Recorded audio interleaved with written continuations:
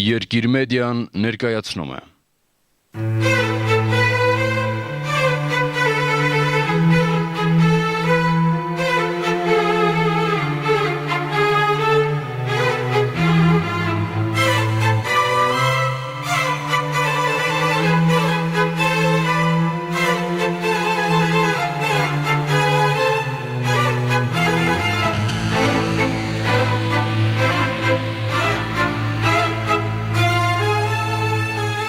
Ռուբեն Հովսեփյան արձակագիրը հասարակական ու քաղաքական գործիչը ծնվել է Արմավիրում։ Այստեղ այս գեղատեսիլ բնության գրկում,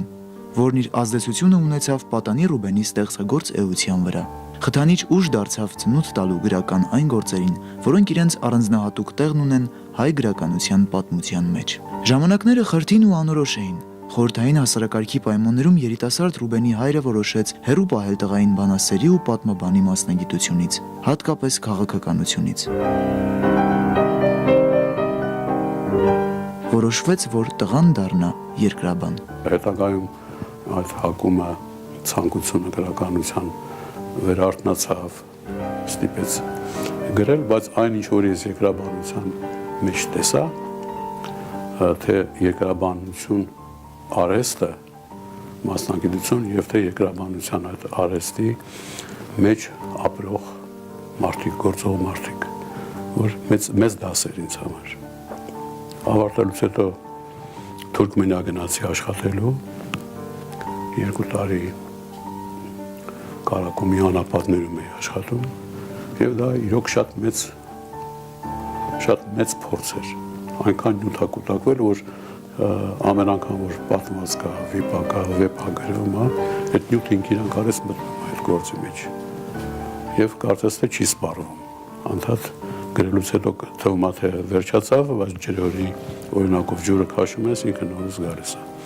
Այդքան շատ տպավորություններ կան եւ ես շատ շնորհակալ եմ հորս, որ ժամանակին իհարկե այլ նկատառումներով ինձ դրդեց գնալ երկրաբանություն։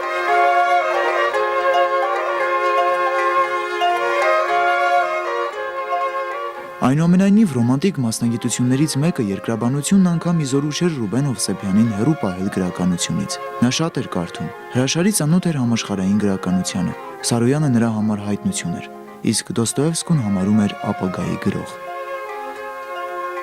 Մարդու մեջ պետք է ներքին ազատությունը զարգացած լինի,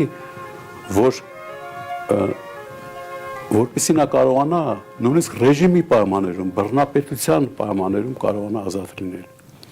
Թե չէ ազատ պահվածքը, ազատ դաստիարակությունը դեռ քիչ է։ Մեզանից ոչ ոք դեռ երաշխավորված չի, թե բռնապետություններ չեն լինելու, դեռ այլ կարգեր չեն լինելու, որ մարդուն կարողանան բանտեն, բայց պետք է ինքը մարդը ներքին ազատություն ապրի։ Մենք խորհրդային տարիներ ենք տեսել, ամեն ինչ տեսել ենք, բայց ներքին ազատություն ունեցող մարդիկ են եղել։ Եթե չլինեին, չէր ծնվի այն մշակույթը, այն կինոն, այն գրականությունը, որ ասենք ունեցել ենք։ Ուրեմն եղել են, չէ՞, ներքին ազատություն ունեցող մարդիկ։ Ուրեմն կարևորը ներքին ազատությունն է, ոչ թե արտաքինը։ Ըստ որում արտաքին ազատությունը նույնիսկ ինչ որտեղ վտանգավոր է, որովհետև նա սահման չի ճանաչում։ Հենց որ սահմաններ ես դնում արտաքին ազատության վրա, այդ ազատություն ստացածի զսպանակը սկսում է աշխատել։ Աշխատում է եւ այդ սահմանները այնքան է խախտում, որ նույնիսկ սահման դնողը արդեն ակամա դառնում է բռնապետ։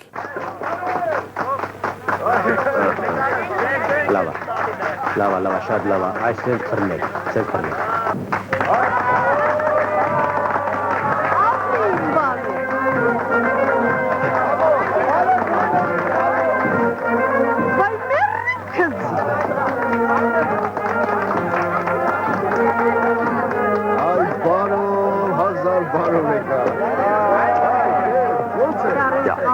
Sana, tu le komsomol iskalive. Ay sev կավրետ, դու լեքսես բան հասկցար կյանքը, աշխարից անտեղյա խեղճու գրակարակել, սաղ գեղ կուվրետ գխնդա դու լեքսի ձեր կարնի, լավ, հայ մերես ինչ է տարեն,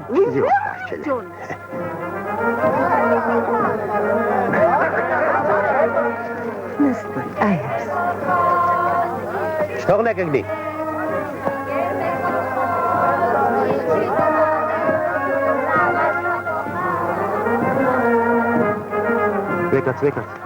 Վեկած։ Դա շունի ինչա կհոտոտ, հա։ Էսովա։ Մեր մեծ առաջնորդ ընկեր Ստալինը։ Բան չես նստել։ Որի կփորաս, ենո, են աղջիկներ էխովա, պտուղ, վախեցած կծնի։ Գիտես ինչ էր արել ես լիրփա։ Ինչ, Նստել էր։ Կարոտի նյութը հետաքրքիր էր նրանով, որ ի վերջո երկու ողբերգություն էր միասին, երկու ողբերգական պատմություն, երկու ողբերգական ժամանակահատված էր ներառել իր մեջ այդ նյութը։ Ինձ դրանով ավելի շատ հետաքրքրեց, ոչ թե միայն ցեղասպանության կամ ցեղասպանության հետևանքների մասին էր, այլև խորհրդային կարգերի 37 թվականների Ստալինյան բռնապետության խնդիրներն էր նաև շոշափում։ Եվ այս երկուսի միացությունը, ասեմ, թե իրար հետ կապեր ստեղծելը,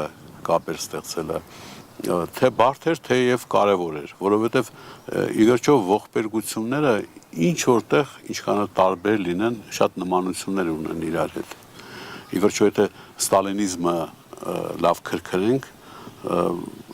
շատ էլ նմանություններ կգտնես, այդքան էլ տարբեր չի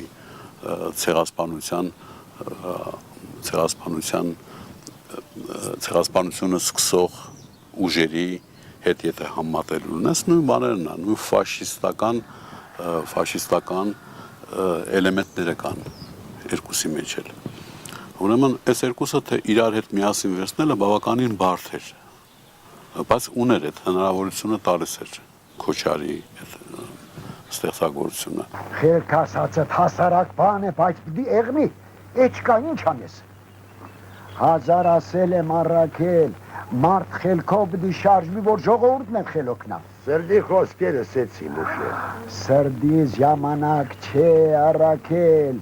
խելքի դար է, խելքի քոսիր դիրմ է կաջուջի մեջ ու հորա, յա։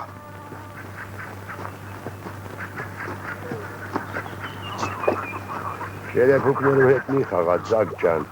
գործնուկ կեղնի ձեռքերի։ Ժողովուրդ պիտի խելոքնա, որ ուժ ժողովի։ Ժողովուրդ պիտի ուժովնա, որ իր հողերին տեր կանգնի։ Քզի ոչ Ստալին հողքի դա, ոչ լե թուրք։ Ռուբեն Հովսեփյան արձակագրի իմաստնացած հերոսը պետք է խորհեր։ Թշնամին հոմիային արտաքին չի լինում։ Դաշնակցական ահաբեկիչները հոմիային արտաքին թշնամու դեմ չեն կրակարցակել։ Նրանք նույնիսկ չեն խորշեր կրակել Աստծո տանը, սպանել Աստծո սպասավորին։ Այո, նաև ձախողել են, բայց չէ որ մեկ հաղթանակը 1000 ձախողում է հավասարակշռում։ Եվ որպեսի նվազեն ձախողումները եւ աճեն հաղթանակները, հարկ է որ ճիշտ ընտրվեն թիրախները։ Սուլթանին վախեցնելու, ծնկի բերելու համար հարկավոր է Նազիր Վեզիր ահաբեկել։ Նազիր Վեզիրով է Սուլթանը Սուլթան։ Ռուբեն Հովսեփյանի գրականությունը մարդու ու համամարտկայինի մասին է։ Նախորապես վերլուծելով մարդկային շատ ու շատ հատկանիշներ, հասել է փիլիսոփայական ընդհանրացումների։ Առհասարակ մարդիկ դիմակներով են ապրում։ Բոլորս էլ դիմակներով ապրում ենք։ Մեկը դրա համար պատահական չի, որ երբեմն մի մարդու մասին տարբեր մարդիկ տարբեր կարծիք են ասում, ոչ թե որ իրենք տարբեր ընկալումներ ունեն, այլ որտեղ այդ մարդը իրոք նրանց մոտ այլ կերպ է ինքը երևում։ Այս մարդկանց հետ եթե դու կարողանաս մտնես նրա հոգու մեջ, երբ որ ինքը դիմակը հանում, կտեսնես, որ ինքը խելոք է, իմաստուն է։ Ես ավելի շատ խելոքություն, իմաստություն տեսել եմ այդ մարդկանց մեջ, քան այսօր շատ խելոք հորժորժվող կամ մտավորական հորժորժվող մարդկանց մեջ, որտեվ նրանց դիմակը ինձ համար շատ ավելի անընդունելի է, որտեղ նրանց դիմակ կարող է եւ կրկնակի դիմակ լինի, երակի դիմակ լինի, խելոքի դիմակ կարող է լինի, կարող է նա քեզ նաեւ խափի։ Նա էլ է քեզ խափում, որ ինքը խելոք չի։ Բայց երբ որ դիմակը հանում է, տեսնում ես, որ խելոք է։ Բայց նա ով քեզ մոտենում է, քեզ հետ հարաբերվում է խելոքի դիմակով, հանկարծ դիմակը որտեղ հանի, հանկարծ կպարզվի, որ այդքան էլ խելոք չի ինքը։ Կամ լավագույն դեպքում թե շատ խորամանկ է, մի հատ երկրորդ դիմակ էլ կլինի տակը։ Այնպես որ ժողովրդի մեջ է իմաստությունը։ Ուրիշ բան որ խոսենք կրթությունից խոսանք, իմացությունից խոսանք, դրանք տարբեր բաներ են, որտեղ երբեմն կարող ես մեկին ասես խելոք է ինքը, բայց իմաստուն չի։ Մարդը կարող է նաև առանց կրթության, առանց գիտության, առանց իմացության իմաստուն լինի։ Լավ կլինի, որ երկուսը միասին լինեն։ Այդպիսի բաներ հասարակության մեջ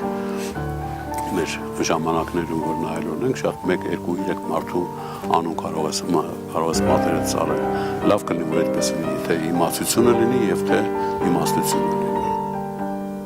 Ծիրանի ծառերի տակ գրքում հերոսներից մեկն իր անհանգստությունն է հայտնում Թույլի ու ուժեղի մասին։ Վտանգավոր, շատ վտանգավոր արարած է Թույլը։ Նա շրջանցում է իր խեղճությունը, դառնում է նենգ, գծնող, դավաճան, դարանակալ, քինախնդիր, խփում է ուժեղին թիկունքից, միշտ թիկունքից, Թույլն է արտաշնչում եւ չի մտնում երբեք ձեռնամարտի։ Նա ծուղակներ է լարում ամենուր, 1000 մի տեսակ խայծ աճեցնում իր ջերմոցներում, կեղծում է երևույթը, պատմությունը հարմարեցնում Թույլի գոյապահպանման ստոր գործին, թափանցում է ուժեղի մարմնի մեջ, ներսից ուտում նրան, սպանում նրա էությունը եւ հանդես գալիս նրա պատկերով։ Զենքն էլ Թույլի ստեղծածն է, զենքը իր բոլոր տեսակներով, հերվից անվտանգ տարածությունից հարմար չէ կրակել այլոց վրա։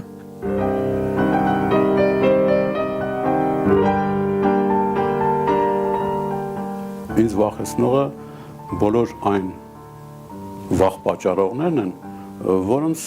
որոնց դեմը կարող ես առնել եւ չես առնում։ Սա ի վերջո ապրելու առաջ գնալու երևի թե իմաստությունը դա է։ Այն ինչ որ պետք է, եթե երկրաշարժ է։ Դու կարող ես պատրաստ լինել շենքեր ավելի ամուր սարքել, բայց ավելի ուժեղ ցնցող երկրաշարժեր են լինում, պատերազմներ են լինում եւ այլն, համաճարակներ են լինում, կարող ես պատրաստ լինել դրան։ Դրանց դեմ չի իմ վախը, դրանց համար չի իմ վախը։ Իմ վախը նա է, որ ասենք կարող է վաղը փողոցում մեկը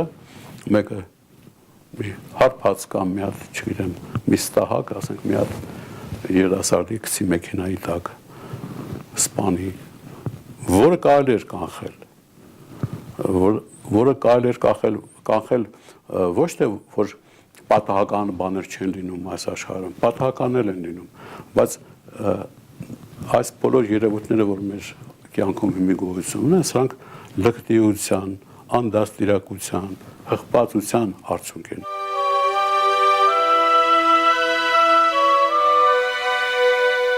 Ռուբեն Հովսեփյանն ամեն շաբաթ եւ կիրակի իր ծննդավայրում է։ Այս այգին նրա հանգստի ու ներշնչանքի աղբյուրն է։ Այստեղ նա վերապրում է իր մանկության օրերը։ Թեև հուշերը նրա մշտական ուղեկիցն են, բայց այսօր էլ գրողն ապրում է նույն բովանդակային կյանքով։ Մանկությունս էլ անցել ես տանը ես հողի հետ, բայց այդ երևի թե կամ բան չեմ ունեցել, կապվածություն չեմ ունեցել կամ կապվածության կուտակում ա եղել ինչ-որ, բայց այն ժամանակ չեմ զգացել, որ ես հողը այդքան ինձ կարող ա քաշի, որովհետև դա երեխա ես ավելի շատ խաղալ ես ուզում կամ գիրքեր կարդալ ես ուզում, քան ով ա հաճույքով փորանում, գործանում։ Վերջի տարիներին քաշող բան կա, չգիտեմ, ես շատ իմ տարիքի մարդկանց հետ, որ երբեմն մտքեր ենք փոխանակում, պարզվում է, որ շատերի մեջ էլ բանը կա։ Հողը քաշող բան ունի, հմայք կա մեջ է, ամեն ինչի էլ։ Ես երբեմն իրոք հաճույք եմ ստանում ծառերի հետ շփվելով, այգու մեջ լինելով, երբեմն բռնում եմ ինձ նրա մեջ, որ ասենք ծառի հետ խոսում եմ։ Քիչ տարօրինակ էր թվում սկզբից, բայց հետո տեսա որ ինչ ա եղել, որ նայել քեզ նման շնչավոր ման էլի կարելի է իր հետ խոսել։ Եվ իրոք մեծ հաճույք է, երբ որ ինքդ ես անում ամեն ինչը, քո ձեռքով ես անում, բոլորի տեղերը գիտես, բոլորը քանի ծաղիկ են տվել գիտես։ Սա առաջ անգամ այս նորը, որտեղ դժվար ապրող ծառ է ինքը, չի դիմանում ծմերված ցրտին, ամեն անգամ թաղում ենք, նորից վերակենում, երբեմն թաղած է սրտինում, բայց ցուրտը շատ ալնում, չի դիմանում, նորից տակից աճում է։ Այս տարի առաջ անգամ կարծես թե բերք ա ուզում տա, տեսնենք կպահի թե չէ։ Ինչ ասեմ, սա ճիշտ մարդու երևի թե ապրելու ձև է, ապրելու ինքը դու իրան ես տալիս, ինքը քեզ է տալիս, փոխադարձ կապվածության, փոխադարձ իրար հարստացնելու, իրար սիրելու բան է տալիս բնությունը։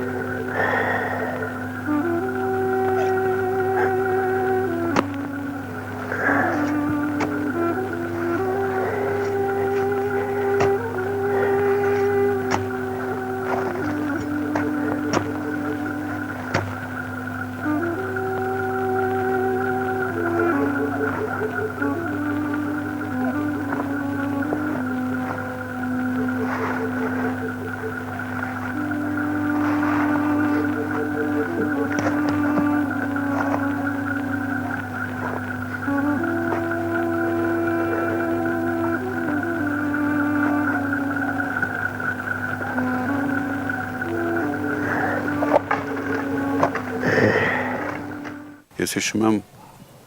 հայրս, որ մահացավ, թաղման օրը մենք մեծ տանձի ծառ ունեինք, շատ մեծ տանձի ծառ էր, այս մասերում էր և շատ մեծ բերք էր տվել, բայց դե սքի օրեր էին, ով էր տանձին ուշարություն դարձում, տանձերը թափվում էին, մի քանիսը որ գալիս էին այստեղ թաքուն երևի ուտում էին, և այդպես էլ, որտև 7 եղավ, սքի օրերը շարունակվեցին, այդպես էլ անդադ թափվեց, չհավաքվեց, և միշտ իմ մեջ մնացել է այդ հիշողության մեջ, որ երևի այդ ծառը խռովեց այնուամենայնիվ, որտև մյուս տարի չորացավ։ Իմ ինչքան տանձ են գտնում, չի գտնում, ամեն ինչ ես հողի մեջ լինում է, բացի տանձի ծառը։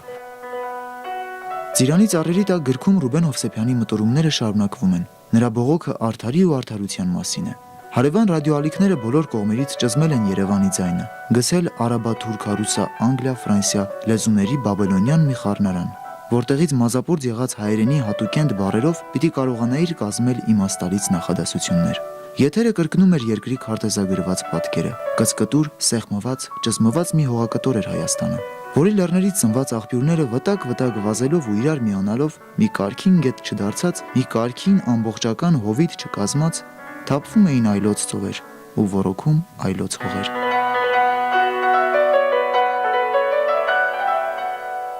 Ինչ որ կատարվել է իմ կյանքում, ես դրա համար չեմ զղջում, որովհետև ոչ թե որ սուրբ եմ եղել, հրեշտակ եմ եղել, սխալներ, մեղքեր չեմ գործել, այլ ոչ թե դրա համար, այլ որովհետև այդ բոլորը իմն են, ինձանից այդ դուրս եկել, այդ մեղքն էլ, լավ գործն էլ, վատ գործն էլ իմն են եղել եւ ես իմ ամեն ինչը հարգելու իրավունքը ունեմ։ Ես չեմ կարող, այսինքն կամ էլ չեմ արել այնքան մեծ մեղք չեմ արել, որի համար ես մի ներողություն խնդրեմ, ինչպես շատ մարդիկ պետք է ներողություն խնդրեն կամ ապաշխարեն իրենց մեղքերի համար։ Ես այդպիսի մեղքեր չեմ գործել, կան որոշ փոքր իմ աչքին երևացող, որտեղ մանավանդ երբ որ անցնում է, փոքրանում է այդ ամեն ինչը,